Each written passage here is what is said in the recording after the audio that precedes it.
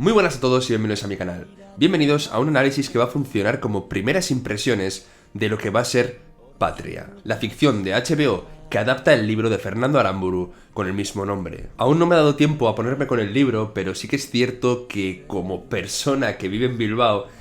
tengo bastantes cosas que decir sobre cómo se representa un momento muy complicado de la sociedad vasca. Al final aquí, por desgracia, todos hemos conocido gente que durante los peores años, a pesar de que yo era un niño, durante los años más complicados, ya no la última etapa, sino quizá un poco antes, todos hemos tenido amigos que han tenido que mirar debajo del coche, e incluso conocidos que habían estado en ETA o que habían participado en alguna cosa. Es algo que de una forma u otra ha tocado, o digamos que nos ha acompañado a toda la sociedad. También es cierto que las etapas en las que el miedo existía más arraigado en la sociedad son etapas un poco anteriores a mi generación, pero yo de niño sí que tengo el recuerdo de preguntarle a mi ama a ver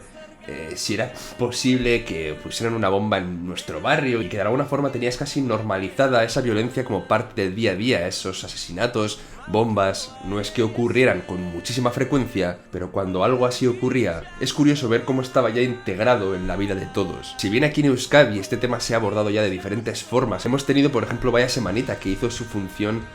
normalizando todo el tema, intentándolo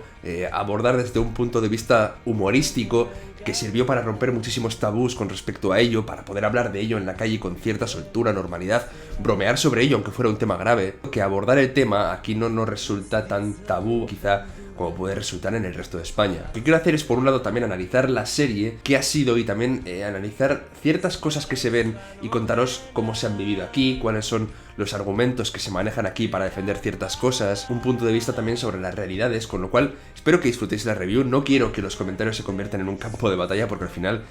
aquí hay un tema político de trasfondo, pero vamos a intentar tomarlo con cierta distancia, intentando entender todo, que ese es el objetivo quizá de Patria, porque yo os voy a dar muchas ideas en este vídeo, muchos argumentos, pero no son mías, son ideas que existen dentro de esta sociedad y que lógicamente juzgarlas o no juzgarlas está dentro de vuestra parte. Yo únicamente voy a intentar que entendáis ciertas situaciones que quizá no se entienden tan fácil desde fuera de aquí. Así que nada, vamos allá, vamos a darle caña a la review, que es bastante interesante el tema y tengo muchas ganas de hacerlo.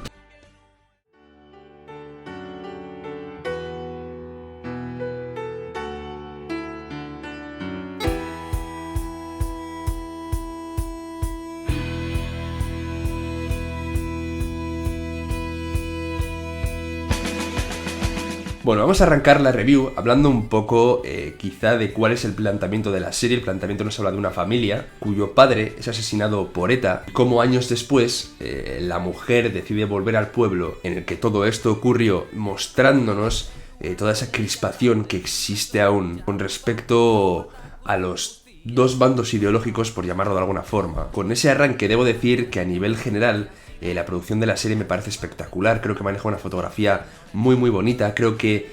también maneja el sonido, en este caso los silencios, de una manera muy interesante para hacernos reflexionar, para hacernos sentir el dolor de esa mujer. El maquillaje también resulta muy apropiado porque la ficción maneja dos épocas distintas y los cambios que han experimentado los personajes a nivel físico están muy bien representados y eso ayuda a meterse en la historia, pero realmente todos los elementos de la narración trabajan al servicio del drama que estamos viviendo, porque Patria lógicamente es una serie en la que el dolor, en la que las heridas están a flor de piel, y eso es a fin de cuentas lo que nos quiere transmitir, y creo que lo consigue muy bien, al menos en estos dos primeros capítulos. Como he dicho rápidamente, nos presenta dos familias distintas, nos contrapone también sus ideales o sus formas de ver la realidad de lo que ha pasado en ese pueblo, aunque sí que es cierto que la serie facilita, obviamente, generar cierta empatía ante la persona que ha sufrido ese atentado brutal de ETA. Aún es cierto que estamos en el episodio 2 y tenemos que entender quizá cómo es el desarrollo del personaje de Miren y ver cómo pasó de ser una persona que no estaba de acuerdo quizá con la parte ideológica de ETA y ver cómo llegó hasta tener esas ideas tan radicales en el momento que estamos viendo la serie. En el primer episodio ya se nos plantea una de las ideas duras de lo que fue quizá ETA a nivel social, como son las extorsiones a gente que ETA consideraba que tenía muchísimo dinero, cosa que ya está explicada que tampoco quizá eran personas tan exitosas, sino que igual tenían una pequeña empresa y tenían que pagar cierto dinero. Es interesante porque ha habido personalidades del País Vasco a quienes se les acusó de etarras en cierto día por colaborar con este tipo de extorsiones, cuando creo que en una situación tan extrema, cuando estás sintiendo que ETA está amenazando a tu familia, tal y como le pasa a Chato en este caso, que vemos cómo amenazan a su hija sabiendo el colegio en el que vive, creo que una persona que cede a estos chantajes no está haciéndolo por colaborar con ETA, está haciéndolo por olvidarse del tema, por intentar sobrevivir, al igual que hace Chato en la serie. Unir los conceptos de ceder al chantaje con querer colaborar creo que es totalmente lo opuesto. Pero es interesante ver, por ejemplo, cómo tiene que cruzar a Francia para pagar, cómo en Francia quizá las medidas antiterroristas no eran tan extremas como lo eran en España. Sentir ese miedo de recibir esa carta, porque recibirla no implica solo que tienes que pagar, sino que existes para ETA y un día pagas y te olvidas de ello, pero quizá al día siguiente te llegue otra y te pida más, tal y como le ocurre a Chato. Con lo cual ese miedo asociado a las extorsiones para conseguir dinero, para que al final ETA consiguiera su financiación de alguna forma para poder comprar armamento o lo que sea, está muy bien representado. Una de las cosas que me gustan también de la historia es ver cómo las dos amas, Miren y Bichori, eran amigas de jóvenes. Incluso Chato y el marido de Miren también eran amigos. Pero la situación con respecto al asesinato de Chato ha roto, dividido a las dos familias. Una situación extrema como esa lo que ha generado es una polarización de las dos familias, quizá más representada en Miren, que tiene como muchísimo odio dentro de ella, y en Bichori también, lógicamente, por todo el dolor que ha sentido cuando, por ejemplo, su hija le dice que quiere realizar un encuentro con un etarra, un encuentro de estos que forman parte de esta reconciliación, de este querer cerrar heridas, pero que ella no quiere. Es decir, su dolor lógicamente le impide querer encontrarse con gente que ha asesinado de esta forma, cuyos pasados están tan ligados a la violencia. Otra cosa que se nos representa también en la serie es la Kale Borroka. Al final esa parte de la lucha de la ideología de ETA que estaba más asociada a pie de calle. No todos los que participaban en una manifestación que derivaba en Kale Borroka eran miembros de ETA. Lo que está claro es que compartían ideología, incluso también el modus operandi, es decir, estaban a favor de la violencia de ETA. Moverte en los ambientes de Kale Borroka y estar con gente de la Kale Borroka sin ser directamente miembro de ETA te acercaba, lógicamente, a la posibilidad de poder contactar con alguien, que alguien se interesara por ti, que quisieran captarte. Muchas veces, y es un poco extraño de contar, pero así se nos contó en un testimonio de un etarra, había cierta manipulación, no sé si es manipulación la palabra, pero cierto aprovecharse del ímpetu de los jóvenes con menos cabeza por parte de los miembros de ETA, que ya son más elevados, haciéndoles eso, caer en una especie de espiral de violencia de la que luego no podían salir. Que vamos, que cuando tú quieres encajar en algún sitio te apuntas a fútbol o te apuntas a pintura, no te apuntas a una banda terrorista, porque es un camino en el que lógicamente sabes dónde te estás metiendo. Pero con esto quiero decir que sí que había cierta manipulación de las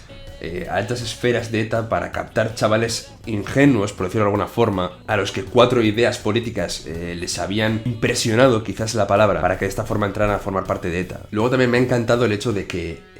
cuando uno de los hijos está cerca del ambiente de ETA y la familia lo sabe, algunas quizás sí, no lo sé, pero la realidad no es que la familia le hiciera la ola al hijo por querer formar parte de ETA, sino que esa idea también podía romper la propia familia del chaval. Una de las cosas que me ha impresionado bastante es cómo en los pueblos pequeños todo el mundo se conoce y al final ese miedo a lo que ETA simbolizaba hacía por un lado que mucha gente o bien callara por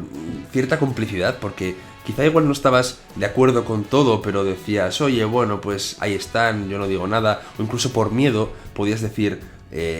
quizás si alzo la voz y me pongo en contra, acaben conmigo o se metan conmigo, con lo cual voy a estar callado. En ese silencio de miedo, porque al final era el miedo realmente el que marcaba esa pauta de silencio, cuando Bichori llega al pueblo, los cuchicheos, las malas miradas, quizás no malas por parte de todo el mundo, pero miradas extrañas que te hacen sentir incómodo, están muy bien reflejadas y son una señal de que aún quedan muchas heridas por cerrar y mucho por cicatrizar, porque es que, o sea, imaginaos, ella es una persona que ha sufrido un atentado de ETA y aún así se siente la persona señalada dentro de su propio pueblo. ETA le ha quitado todo y además es ella la que además tiene que sentirse incómoda con la situación. La verdad es que sinceramente es una situación durísima, como también me lo ha parecido la forma en la que está reflejada la intensidad con la que afecta a cada miembro de la familia de Vittorio el hecho de que su padre haya sido asesinado. Cómo la hija, de esa forma tan brutal, tiene que encajar que su padre ya no está. Cómo su hijo, hasta que no llama al hospital y no se da cuenta de que es real, no termina de empezar a asimilarlo. La escena de la lluvia, que forma parte de los trailers o incluso de las fotos promocionales, es una escena bastante simbólica, porque Jory está en medio del pueblo con un muerto en sus brazos pidiendo ayuda y no hay nadie. Esa es un poco la sensación que posiblemente quedara a las víctimas, porque de alguna forma no era solo que ETA te atacara, sino que además quedabas marcado por ese miedo que he comentado antes que existía en la sociedad, por ese silencio aterrador que envolvía a todo el mundo. Con lo cual creo que es una escena súper poderosa. Creo que está muy bien rodada. Esa cámara en mano que acompaña a Vittorio hasta encontrar a su marido asesinado en el suelo es espeluznante. A mí me ha parecido cinematográficamente de una factura muy buena.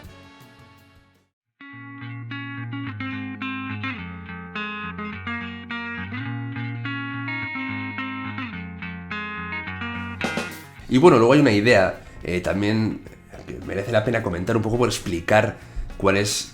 el fundamento de ese diálogo. En la serie hay un momento en el que una persona del pueblo cuenta cómo la víctima real o una de las víctimas reales de todo lo que está pasando es su hijo, y señala la foto y vemos que es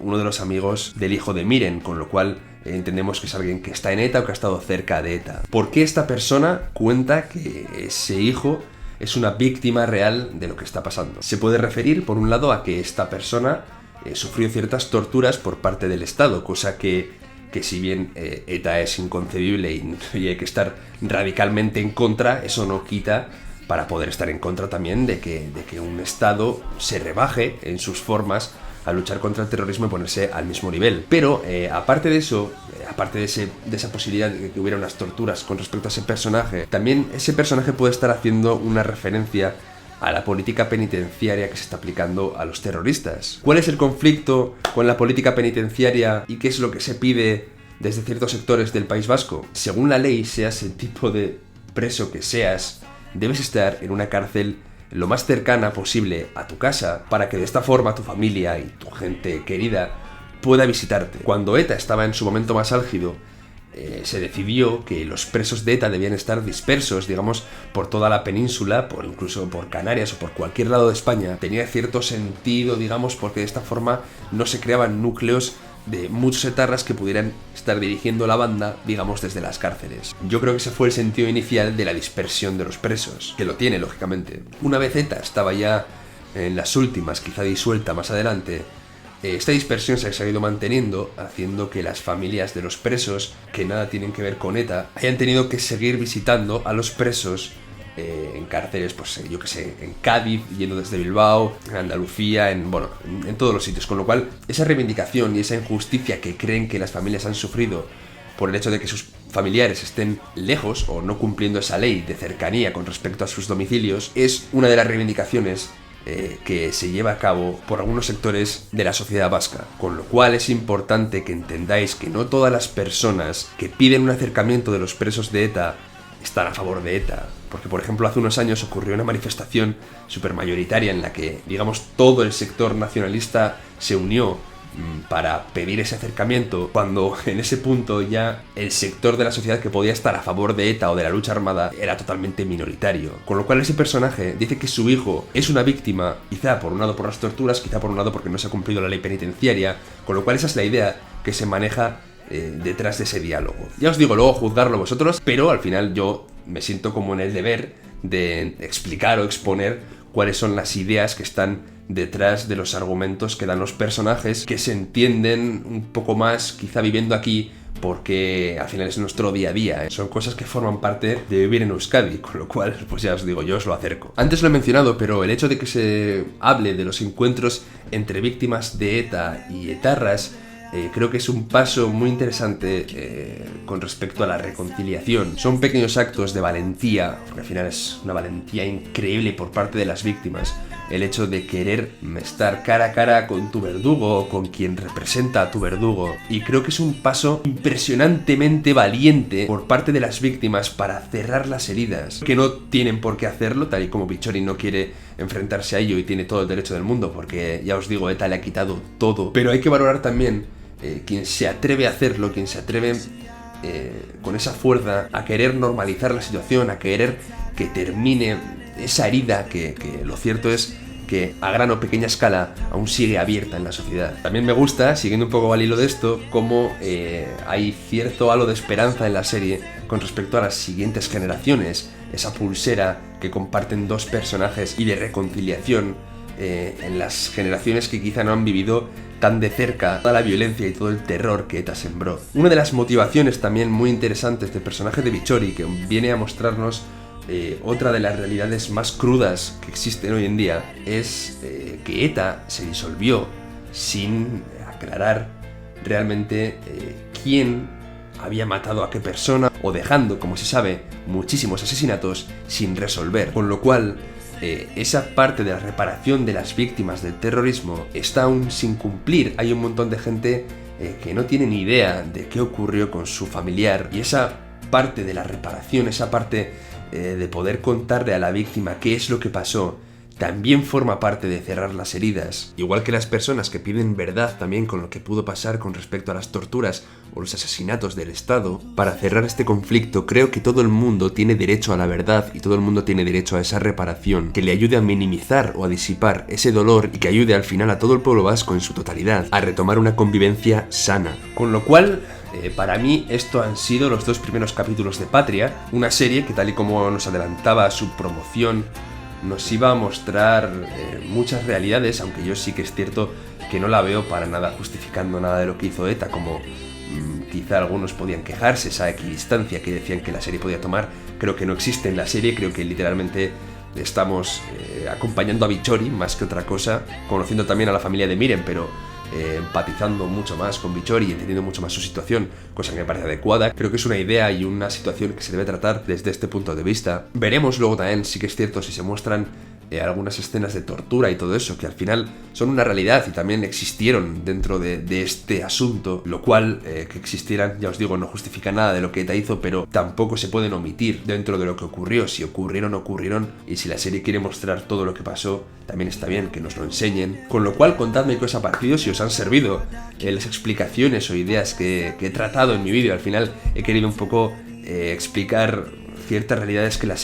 serie aún roza o araña, pero que creo que es interesante entenderlas, bueno, querer acercarte quizá a la idea, para tener un mapa mental más rico al menos de cuál es el problema que ocurre aquí. Y como se me ha estropeado el audio de la despedida del vídeo, me despido de vosotros por telepatía. Nago gerizpean, itzalaria zalean.